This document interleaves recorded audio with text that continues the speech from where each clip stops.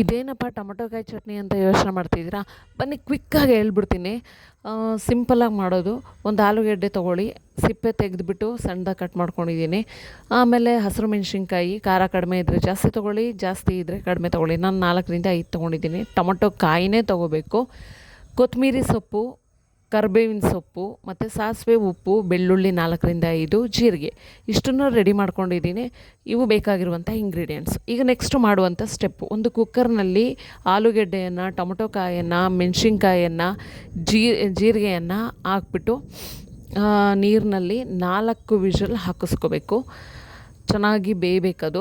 4 ವಿಷಲನ್ನು ಹಾಕಿಸ್ಕೊತಾ ಇದ್ದೀನಿ. ಅದು ಆರಿದ್ಮೇಲೆ, ತಣ್ಣಗಾದಮೇಲೆ ಮಿಕ್ಸಿಗೆ ಅದನ್ನು ಟ್ರಾನ್ಸ್ಫರ್ ಮಾಡಿಕೊಂಡು ಅದ್ರ ಜೊತೆಗೆ ಸಾಂಬಾರು ಸೊಪ್ಪನ್ನು ಆ್ಯಡ್ ಮಾಡಿಕೊಂಡು ರುಬ್ಕೊಂಡು ಪೇಸ್ಟ್ ಮಾಡ್ಕೋಬೇಕು. ತರಿಯಾಗಿರಬೇಕು ನೋಡಿ, ಈ ರೀತಿ ತರಿಯಾಗಿರಬೇಕು. ಈಗ ಆ ಮಿಕ್ಸ್ಚರನ್ನು ಒಗ್ಗರಣೆಗೆ ಹಾಕ್ಕೊಳ್ಳೋಣ. ಸಾಸಿವೆ ಮತ್ತು ಜಜ್ಕೊಂಡಿರುವಂತಹ ಬೆಳ್ಳುಳ್ಳಿ, ಕರಿಬೇವಿನ ಸೊಪ್ಪನ್ನು ಹಾಕಿದ್ಮೇಲೆ ಈಗ ಆ ಮಿಶ್ರಣವನ್ನು ಆ್ಯಡ್ ಮಾಡಿಕೊಂಡು 2ರಿಂದ 3 ನಿಮಿಷ ಬೇಯಿಸ್ಕೊತಾ ಇದ್ದೀನಿ. ಬೇಯಿಸ್ಕೊಂಡು ಸ್ವಲ್ಪ ಉಪ್ಪನ್ನು ನಾವು ಆವಾಗಲೇ ಹಾಕ್ಕೊಂಡಿದ್ದೀವಿ, ನೋಡಿಕೊಂಡು ಈಗ ಕಡಿಮೆ ಆಗಿದ್ದರೆ ಮಾತ್ರ ಹಾಕ್ಕೊಳ್ಳಿ, ಇಲ್ಲ ಅಂದರೆ ಬೇಡ. ಈಗ ರೆಡಿಯಾಗಿದೆ. ಇದನ್ನು ತುಪ್ಪದ ಜೊತೆಗೆ, ರೊಟ್ಟಿ ಜೊತೆಗೆ ತಿನ್ನೋಕ್ಕಂತೂ ಸಖತ್ತಾಗಿರುತ್ತೆ. ಸೊ ಒಂದು ಸಲ ತಿಂದ್ಬಿಟ್ಟು ನೋಡಿ. ಬಾಯ್ ಬಾಯ್, ಟೇಕ್ ಕೇರ್.